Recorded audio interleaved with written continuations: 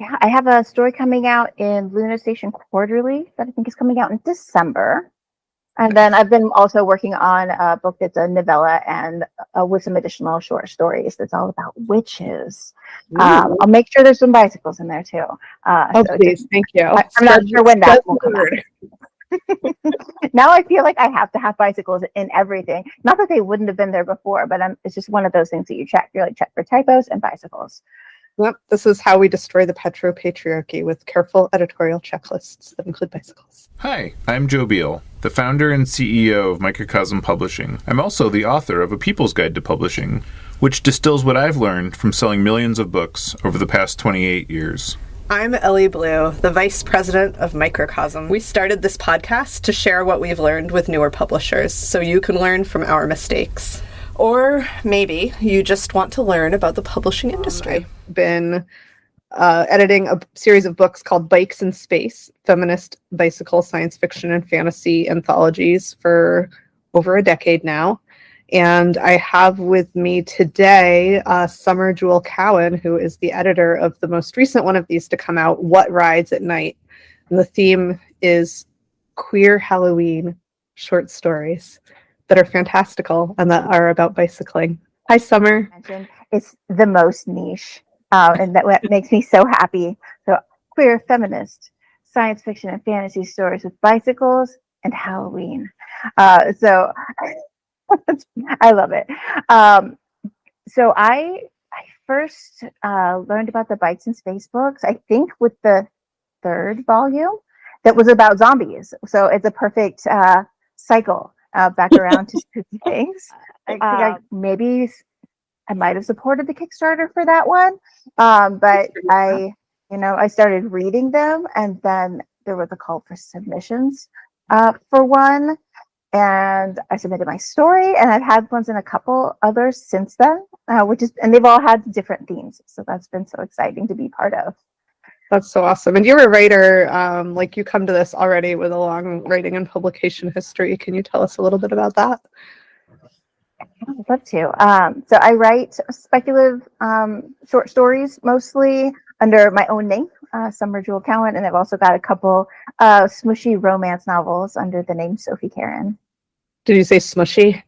Smushy, yeah, absolutely. I love that. What spice rating is that? My friend called them like Hallmark movies, if Hallmark was gayer. And Hallmark should be gayer, but until then, we have Summer. We're working. Yeah. Awesome. Well, so let's see. We started publishing these books in the Bikes in Space book. The first one was a zine. I had a zine series called Taking the Lane, and I want to say that in 2012 or 2013, I was like, I know, the next one will be science fiction stories, and all of the contributions to previous issues had been essays and things, and then I had so much fun doing it. I was like, this is my dream, and went from there, and basically have done one per year. Suitably enough, this is the 13th one, a very lucky number in this series. And it has, I think we were going to have 13 stories, but I think we ended up with 14 because Summer was such a diligent editor and wrote one story of her own. Can you talk a little bit about the process of putting the book together and how you chose the stories, and how did that all come together? Yeah, well, first I appreciate all the support from you and letting me run with one of these. You've done so many of them, and I've loved them all so much. So it was really exciting for me to get more involved in this one. So after you and I, chatted and figured out how niche we could possibly make this, and chose the best niche, we put out a call for stories. And I also reached out to Ellie Bangs, who I love and has had some stories in this series before, to see if she would be interested in sending one also, and she did, and it's amazing. But we got such a great variety of stories sent to us. Some of them were on the scary and spooky side, some were more quirky. It's a really great mix that came in, and we even have one comic in here as well. Our industry is run by billionaires and conglomerates. At Microcosm, we wanted the freedom to independently sell our books, easily pay royalties, manage our inventory, and understand our business all in one place. That's why we've been using our own software since 2001. Now, we want to share it with you. Working Lit is the only business success software that is created and owned 100% by publishers for publishers. Join Working Lit and get the agency you need to help your business grow. Visit workinglit.com to try it for free. Oh yeah, that's right. We also have so we do have 13 stories and a comic. Yeah. Is that right? Am I counting wrong? Counting is not my strength. You know, I think we might have ended up with exactly 13 counting the comic. We don't need to counting math. the comic. We're All right. going to go with 13 because that's great and perfect for this type of book. The 13th story might not actually exist, like in a hotel. Ooh, I love that. Do you have a favorite story or one that you want to like call out to the audience or even read a few lines from? Ooh. So of course I can't pick a favorite. Okay. But I won't ask you to that. one I really love though, it's called Rebel Dispatch by Mildred Locke, and I love it because it's a group of friends who happen to be zombies, and it's in this like kind of sort of almost apocalyptic Portland, like recent semi-apocalyptic, and they're really, really tired of them and all the monsters basically getting pushed aside and having to live in the shadows. And so they put together a zine that they start distributing to get all the monsters to come together and figure out how they're gonna fight back. And I just love that it brings together so many different elements. And I love the idea of getting this old printing press and zombies saying, yeah, zines are the way, and just dropping them off at haunted houses to get the ghosts involved. And, you know, and of course, like one of the characters is not so sure if they really want to fight or not. And so there's a lot of conflict that goes along with that and what's going to happen. But it's really cool to see, you know, the community building amongst werewolves and zombies and all of the different creatures. This feels like such a valuable lesson for our times, really. It's like you might be different species of monster, but you can still work together. It is pretty timely. And so do they ride bikes to do the zine distribution? Yes, absolutely. There's bikes all over this story. How else would zombies get around? I know. Well, I don't think you can get a driver's license if you're dead. At least you're not supposed to be. You know, there probably are rules against that. Yeah. Sorry, zombies. Join us on the bike side. What is your history about bicycling that brought you to this very niche interest that involves bikes as well as so many other things?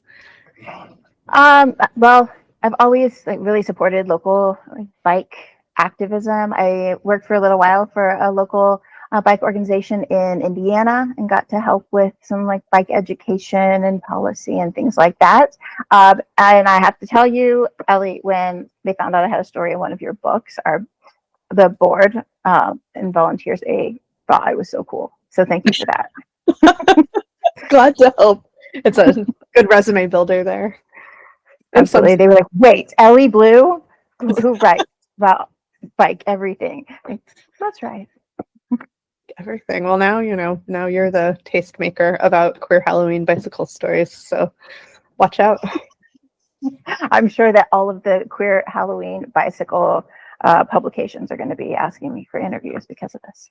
Well, they should be. One of my goals with this, honestly, is because you can't accept every story, unfortunately. There's not, and believe it or not, we do get enough stories that fit this specific niche that we have to turn some down.